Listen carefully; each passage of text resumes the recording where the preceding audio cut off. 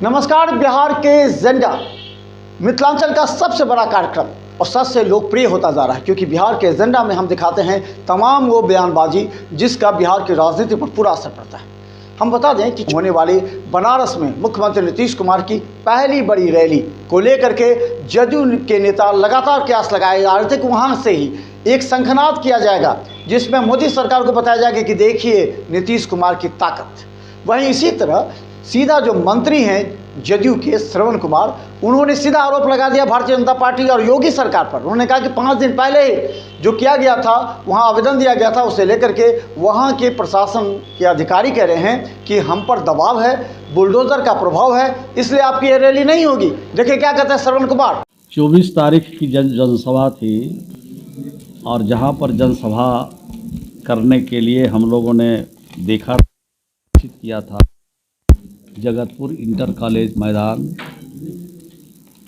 वहाँ पर 5 दिन के बाद ये बात बताई गई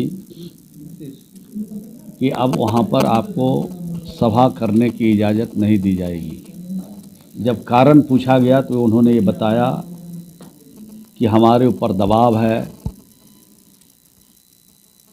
बुलडोजर चलने की बात कही जा रही, चलाने की बात कही जा रही है, यानी उस सभा स्थल को नहीं देने के लिए व्यवस्थापक पर दबाव डाला जा रहा है, उसको भयभीत किया जा रहा है। तो इस तरह से जो लोकतंत्र है खतरे में है और भारतीय जनता पार्टी की, चाहे उत्तर प्रदेश की सरकार हो चाहे दिल्ली की सरकार हो, लोकतंत्र ख़त्म करना चाहती है और किसी भी पॉलिटिकल पार्टी को सभा करने नहीं देना चाहती है।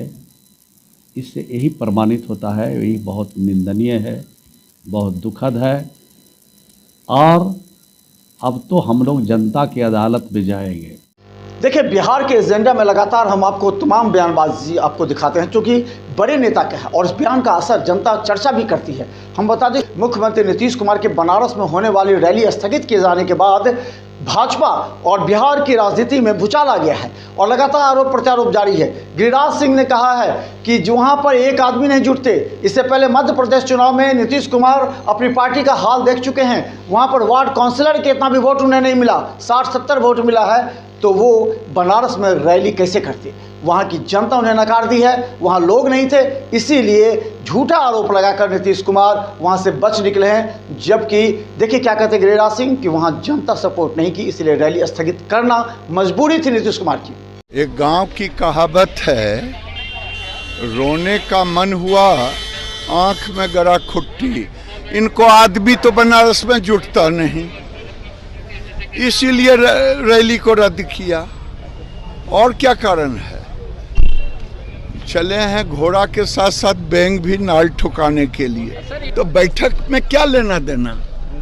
बैठक में उनके आपस शेयर है कि हमको कितना हिस्सा मिलेगा, हमको कितना हिस्सा। हिस्सेदारी के लिए बैठक है, देश के लिए बैठक नहीं है। बिहार के एजेंडा में हम आपको दिखाते हैं कि नीतीश कुमार की रैली स्थगित हो जाने के बाद भारतीय जनता पार्टी लगातार हमलावर है। भारतीय जनता पार्टी पहले से ही नीतीश कुमार के बनारस में होने वाले रैली को लेकर के कई तरह के आरोप लगा चुकी है, लेकिन अब भारतीय जनता पार्टी के प्रदेश अध्यक्ष सम्राट चौधरी ने सीधा आरोप लगाते हुए कहा कि वहां पर एक भी जनता नहीं आती नीतीश कुमार को सुनने के लिए, इसलिए घबरा कर उन्होंने स्थगित कर दिया। उन्होंने ये भी आरोप लगाया कि चुनाव में देख चुके हैं, कई जो मध्य प्रदेश के चुनाव में देख चुके हैं, उनकी पार्टी की क्या हालात थी। नीतीश कुमार को समझ जाना चाहिए कि उनके साथ जनता नहीं है, इसलिए उनकी मजबूरी थी जो 24 दिसंबर को होने वाली रैली को स्थगित कर दिया। देखिए क्या कहते हैं भाजपा प्रदेश अध्यक्ष सम्राट चौधरी। ये नीतीश बाबू अभी मध्य प्रदेश इनकी पार्टी लड़ने गई थी। हमारे पटना में जितना भारतीय जनता पार्टी के एक वार्ड काउंसिलर चुनाव जीत कर आते हैं, जितना वोट उनको आता है, वहाँ सारे कैंडिडेट को जोड़ दीजिएगा, उतना वोट वहाँ के सभी उम्मीदवार को भी नहीं मिला। इसलिए नीतीश कुमार जी बनारस जाएंगे तो वहाँ भी उनको वार्ड काउंसिलर इतना भी उनको वोट नहीं मिलने वाला है।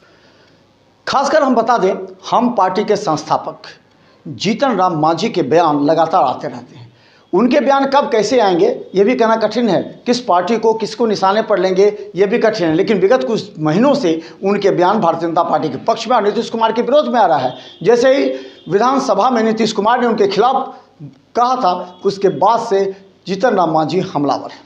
जीतन राम मांझी ने शराबबंदी को लेकर के बड़ा बयान दिया। उन्होंने कहा है कि वो गुजरात की मॉडल, गुजरात के तर्ज पर बिहार में शराबबंदी चाहते हैं। वो चाहते हैं कि शराब यहाँ बिके, क्योंकि गरीब लोग मारे जा रहे हैं और अमीर लोग पी रहे हैं। उन्होंने कहा कि पूरी तरह नीतीश सरकार का शराबबंदी फेल है और इसके गुजरात मॉडल पर होना चाहिए यहाँ पर शराब की बिक्री। देखिए क्या कहते हैं जीतन राम मांझी। कहती कि हमर पटिया में मिल जा, उनकर पटिया में मिलती है तो न बोलती है, लेकिन गठबंधनवा में हली तो बोलवे के हली। हम कहलिए जी ये दारू बंद करके का कहलू है, तो दारू बंद हो, सब जगह होम डिलीवरी होवे तो विषैला दारू प्रोसेस जाए तो, और हमारे गरीब लोग सब जेल में जात हो, पाव आधा पौआ पिया तो चल जात हो जेल में। और बड़कन जो लोग हथो औरत मर्द सब 10 बजे के बाद पिया तो 50,000 और लाख रुपया के वहां पर ब्रेथ एनालाइजर कोई ना लगावे। अब वो सब अपना चुपचाप आराम कर रहा थी। तो यही ला दारू का नीति बनैलू हाल कि गरीबों को जेल भेजे, यही गुने हम कह लिए। हालांकि भाजपा के हमारे साथी जो है, हमने के बड़ा भाई थी, थोड़ा हमारा से डिफर करा थी, लेकिन हम कहें कि वो अलग होकर डिफर करा थी, हम अपन बात करें, साथ मिलवे, आपस में बहस करवे, बहस करके जे बात होते वही बात हम नहीं मानवे। लेकिन हम ही कहल चाहिए, गुजरात में भी तो है नशाबंदी, वहाँ काहे नहीं इस प्रकार की बात हुई थी। वहाँ जगह जरूरत है, जितना जरूरत है ले जाए अपना। बिहार के एजेंडा में हम आपको लगातार दिखा रहे हुए बयान, और अब देख भी रहे हैं काफ़ी गंभीरता से, क्योंकि इस बयान का काफ़ी असर भी है। हम बता दें कि जन सुराज पार्टी के नेता प्रशांत किशोर इस बार शराबबंदी पर अपना विचार व्यक्त किया। उन्होंने साफ कहा कि नीतीश कुमार की शराबबंदी से वो सहमत नहीं है, वो बिहार में शराबबंदी के पक्ष में नहीं है, भले ही वोट के लिए नहीं कर रहे हैं। उन्होंने साफ कहा कि इसका कोई महत्व नहीं है, समाज में इसका कोई प्रभाव नहीं है, कोई फ़ायदा नहीं है, इसलिए ये शराबबंदी बेकार है। देखिए क्या कहते हैं प्रशांत किशोर। शराबबंदी से ज़्यादा फार्स कुछ हो ही नहीं सकता है। मैं पहला आदमी हूँ सामाजिक राजनीतिक जीवन में बिहार में जो हर दिन रोज कहता है कि शराबबंदी गलत है, शराबबंदी हटाई जाना चाहिए। कोई वोट की बात नहीं है, ना इसका कोई वैधानिक आधार है, ना इसका सामाजिक आधार है, ना कोई आर्थिक आधार है, कुछ भी नहीं है। सरकार जो शराबबंदी बिहार में जो लगी हुई है, 3 पहलू से इसका मैं विरोध कर रहा हूँ। आप पहली बात समझिए कि दुनिया में, बिहार और भारत की बात छोड़िए, दुनिया में किसी देश में कहीं पर भी ऐसा प्रमाण नहीं है कि शराबबंदी के जरिए किसी समाज का आर्थिक सामाजिक उत्थान हुआ हो।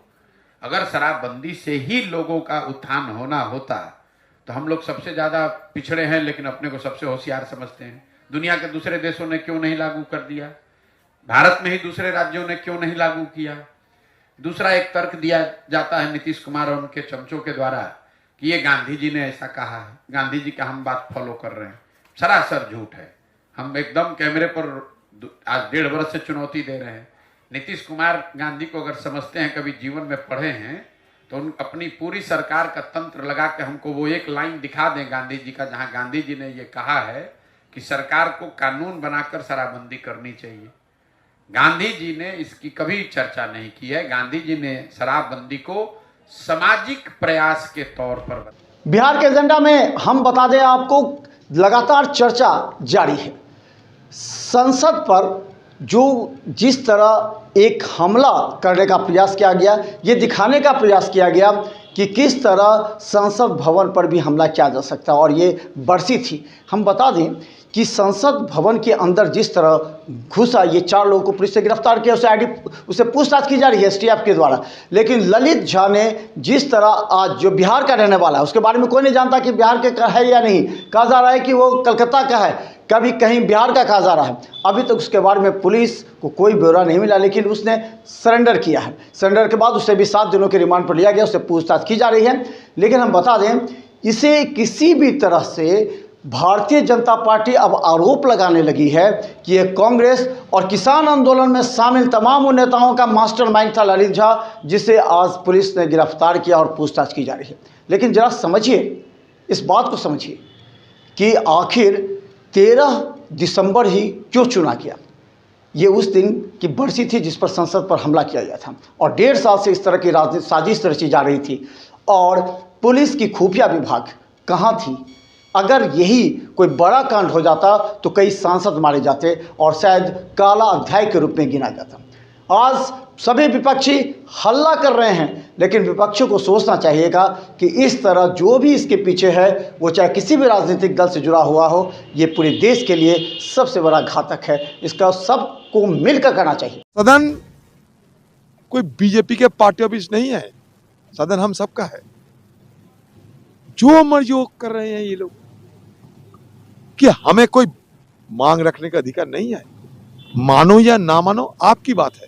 जो घटना लेके आप पॉलिटिसाइज करना चाहते हैं, ये जो बहुत दुर्भाग्यपूर्ण है। मैं फिर से भारत सरकार के पार्लियामेंट अफेयर्स मंत्री के नाते मैं निवेदन करना चाहता हूं, तो स्पीकर जो कुछ भी आदेश करेगा, सदन जो कुछ भी निर्णय लेगा, उस निर्णय और स्पीकर का आदेश सरकार के लिए सर्वोपरि है।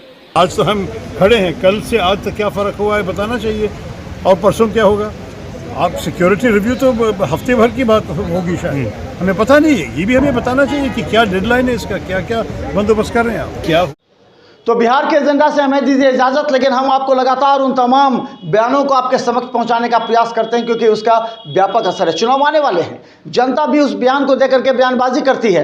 हमने लगातार जनता से उन तमाम राजनीतिक दलों के बड़े नेता के बयान पर जब उनसे पूछा सवाल तो क्या क्या बोलते वो हम आप तक पहुँचाने का प्रयास करते हैं। लेकिन हम बता दें, 2024 लोकसभा चुनाव से पहले ही राजनीतिक बयानों के मायने काफ़ी महत्वपूर्ण है।